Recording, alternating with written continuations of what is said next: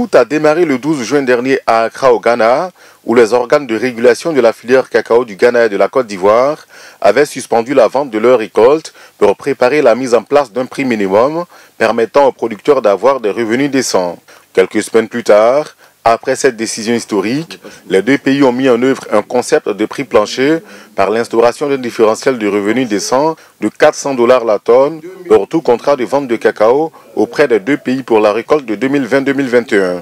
À la suite de plusieurs échanges entre les parties prenantes, la Côte d'Ivoire et le Ghana lèvent enfin la suspension de la vente de leurs récoltes pour la prochaine campagne. Pour les acteurs de la filière, cela augure d'un lendemain meilleur pour les producteurs. Nous ne pouvons qu'applaudir si les différents acteurs de la chaîne de valeur du cacao se mettent d'accord pour instituer ce différentiel permettant aux petits producteurs de gagner plus. Les organisations de producteurs du secteur cacao estiment par ailleurs que l'instauration de nouveaux prix dans la filière ne peut jouer en défaveur des industriels.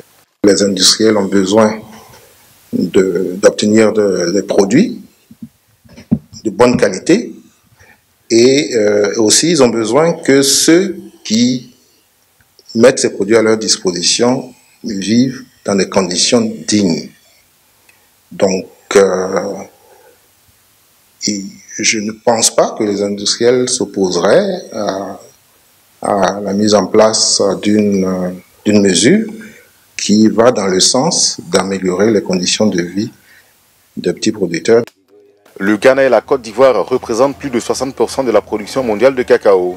Mais selon un rapport de la Banque mondiale de juillet sur la Côte d'Ivoire, plus de la moitié des producteurs vivent en deçà du seuil de pauvreté.